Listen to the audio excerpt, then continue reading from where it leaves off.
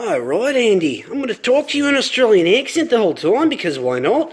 That's what the guy does on Evo blog when he's talking to his people. So that's what I'm going to do to you too. No, not really. That would be really annoying. Anyway, I was reading some stuff that said you can just go ahead and replace inductors with the wires and you'll be absolutely fine, which that makes a lot of sense. And I'm almost 100% sure, I'm 99% sure those are inductors.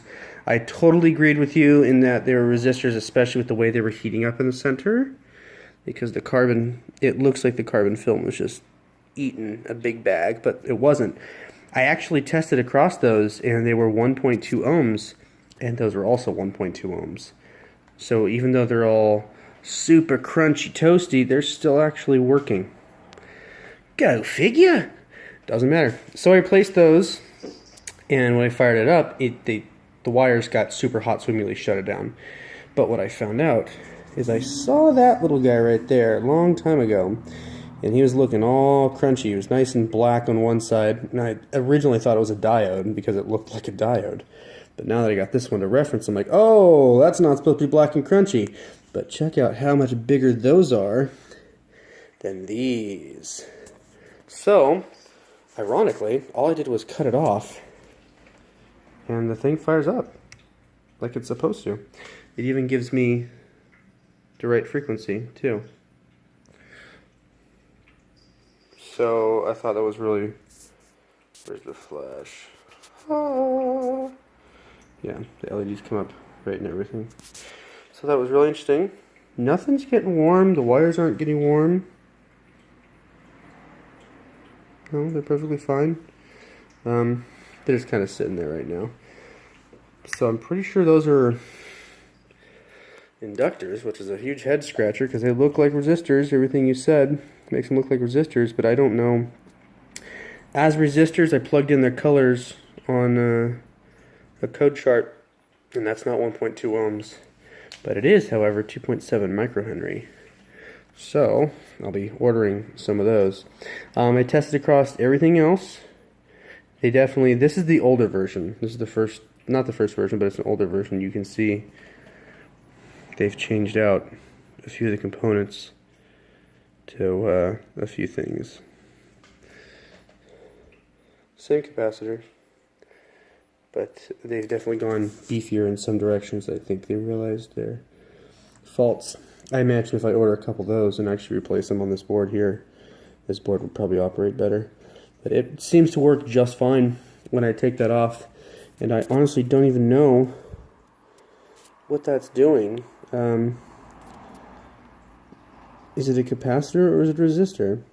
SMD. Let's see if I can get in there. You can tell me.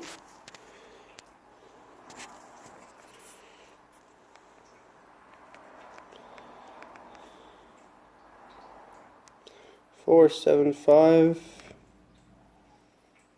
I can't tell from here, but that's what it says. And the other one said the exact same thing. Whoa, I'm really shocked at how well this phone zooms in. I mean, it was just toasted and destroyed. Now I figured if it's a capacitor and it was, I don't know, not holding a charge, it was just straight up contacting the two sides, because I follow these traces all the way down to their side. They come right in behind that LED, and essentially they go down to the contacts on that board, and these first three left or right to left are all the same.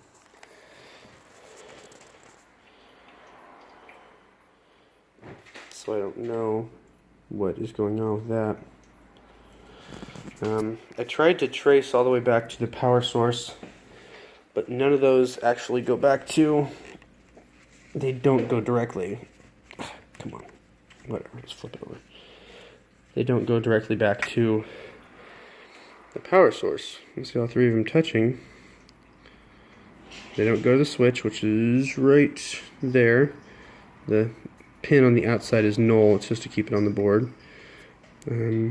I tested it all the way across to those guys, and it doesn't give me direct continuity. There's some resistance in between, so there's some stuff going on in between. So that switch does not go directly to the power, so I couldn't test that. They really did a lot different on the two models as far as some smaller components. The one on the bottom is the older version.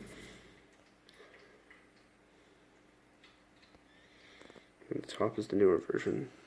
I mean, that's a little bit bigger. It's not as beefy as the top. Lily, stop hissing. Leave the kitten alone. But, quite interesting. But that's what we're working with. So I borrowed the